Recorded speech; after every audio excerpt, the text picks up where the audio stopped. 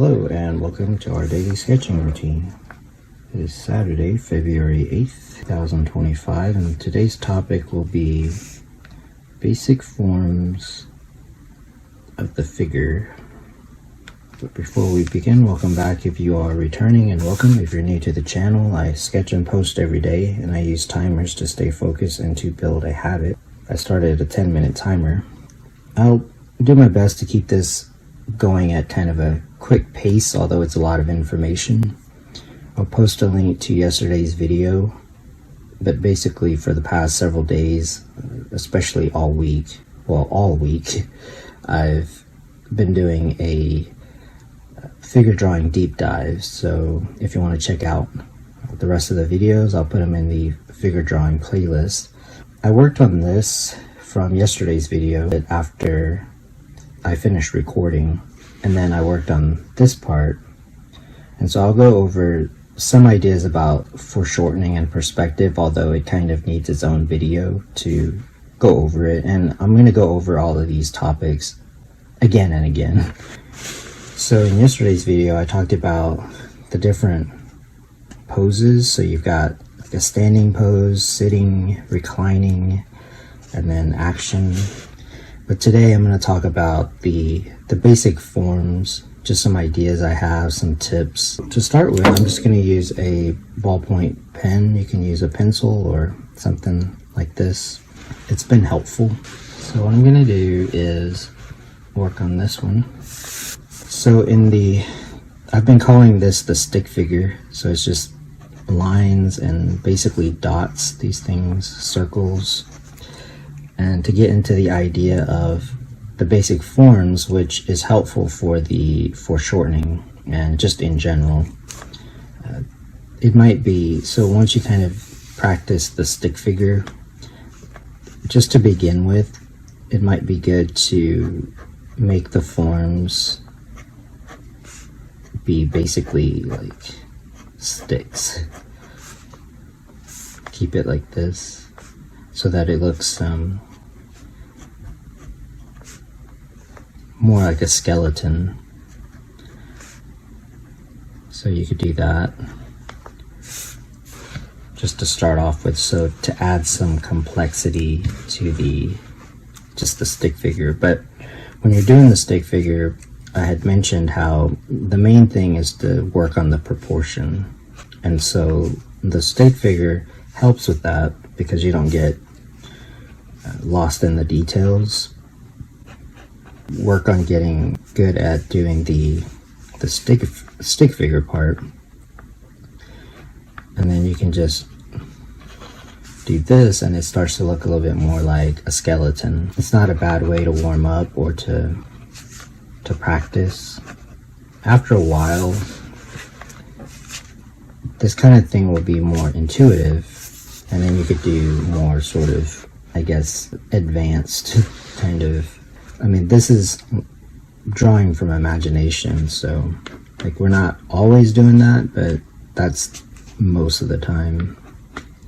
That's the goal. But you can see that I already kind of gave the figure here this kind of thing.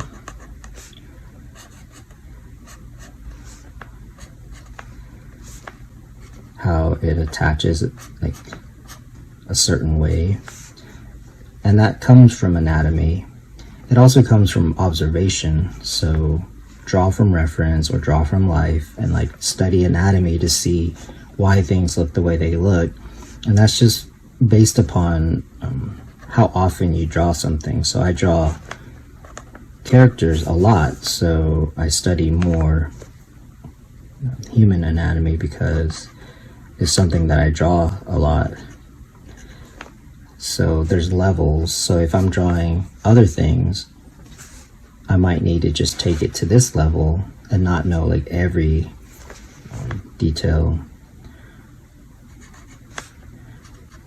So at this point, if you get this far, then it's a little bit easier to do this kind of thing. So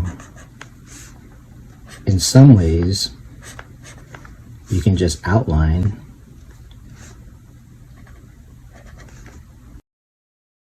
But then when you're looking at reference, for example, you can start to see like the flow, like the contour.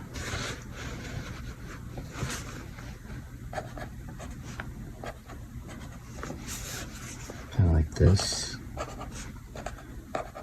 So this is just to get started. Same with the head. It might be easier just to start with kind of a blocky shape.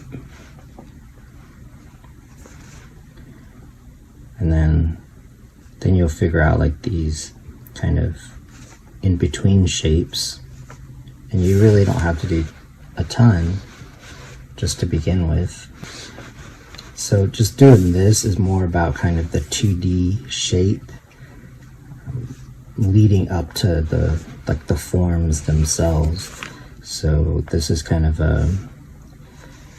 these are basically cylinders, but we started with like the just kind of rectangles. So from here, so yeah, when you go into like the 3/4 view, you start to understand the forms a little bit more. And they all look different, so there's not like one way. So that's the interesting part about it. But this is kind of the skeleton, like the basic elements. And then the surface can have a lot of kind of variety to it. So for example,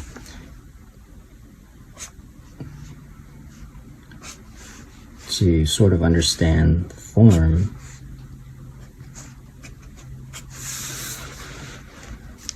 kind of like that, where in this perspective the eye level is actually kind of in the middle right here, so that you're not really seeing the top, like you're pretty level with the figure. So there's going to be some form, but you're not really going to see like the top or the bottom of the form.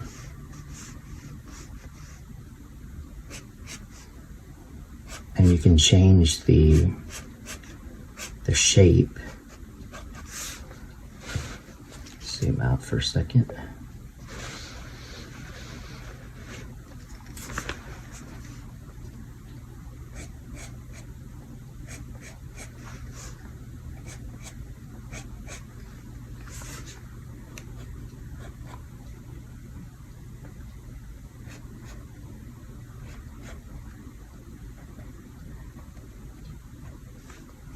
So this is just an example.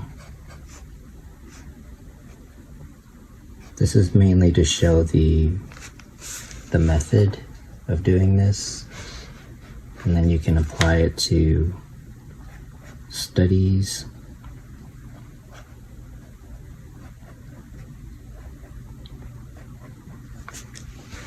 Here we have a little bit of the idea of foreshortening going on. So for example, again, the proportions is what keeps the drawing looking the way that it does. And so I can draw pretty much any shape that I want, sort of kind of like a hand. But if it's within the proportions, we accept it as being the hand. So kind of like this. So it's the proportions that make it read. And then really you can study the shapes just from different pictures. So here the foreshortening is right here. And so yeah, that just comes from observing and drawing and sketching, so that you'll know. And then I think you intuitively will know that that's foreshortening and stuff just because you've seen it. So from here, for example, just going back to that idea of how to construct the head, the neck is like that. So I made adjustments to it, is what I'm saying.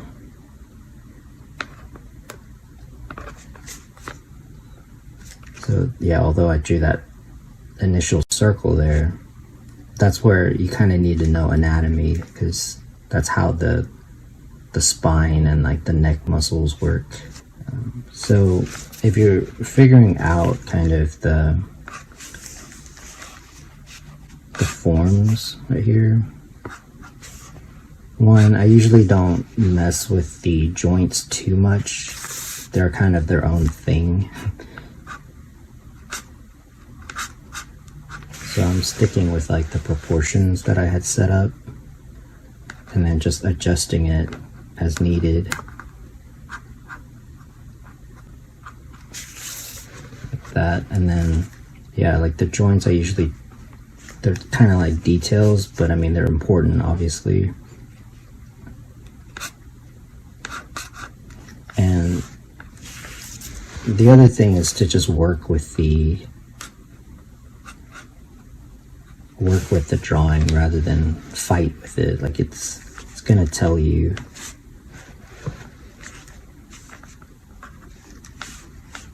So as far as like the knee or whatever, like it's kind of like that. Same with the elbow. I usually don't mess with it just yet. And then just kind of fill in the detail.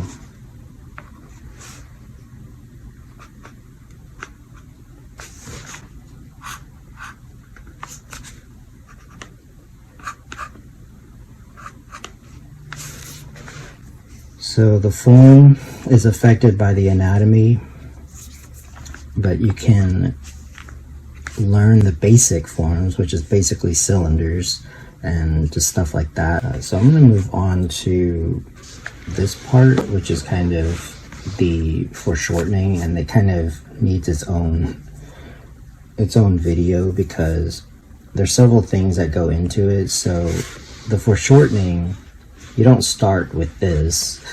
You start with this, which is more of like a 2D version, with this one kind of introducing. That's why these kinds of poses, like sitting, reclining and stuff, and like action, helps to kind of help you to see like the forms in, it's 3D but like on a 2D surface. But I'll work on this one. And I was just playing around. These are not correct per se. They were just sort of what came out of just scribbling and like sketching, but there's ideas behind it that, again, I'll do a video probably tomorrow. There's a lot of stuff I want to talk about. So I'll use a lighter pen. That's another thing, that's kind of what happened here. I had to go in with some white paint because that's what happens if you don't set up the sketch, if you just use like a dark pen. And you have to adjust, fix things. So what's going on is that it's the basic proportions, like I was saying. So like you have the top of the figure and then like the bottom, or it doesn't have to be a full figure. It could be whatever, but I'm just doing that for the example here. Because of the way that perspective works, you can move the center up here. So this is like the center line thing. If you move this up and then divide it the same way, but because of perspective, now this part it's like receding, like the railroad tracks of perspective, 1 point perspective, or however many points of perspective. So that's what's going on. And so it's good to first get a good understanding of basic forms. Yeah, like that's what's going to be moving in perspective. So although this is the upper arm and shoulders, and like the hand right here, the hand is actually bigger than, like, let's say the arm. And that's because of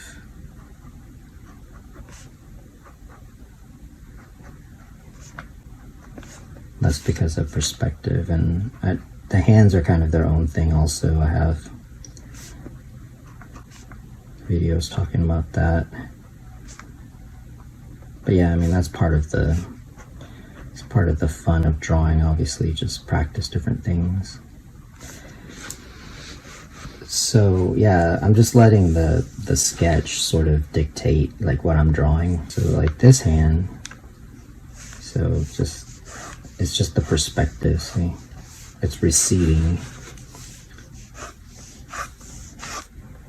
And so this hand can be smaller. So I would just establish the scale of it.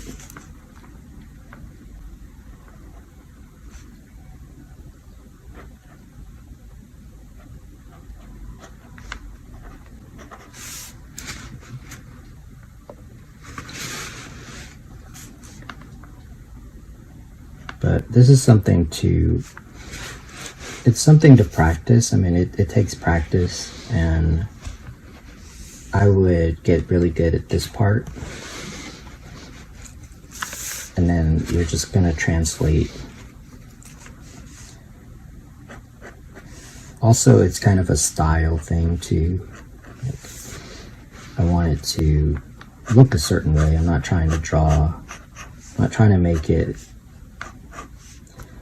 like perfectly correct. I want it to just look cool, basically. And I think that'll be it for today. So as I wrap up this video, I want to thank you for joining me for today's sketching routine. And if you like these videos, hopefully you return and support the channel. I appreciate it. And until next time, keep on sketching.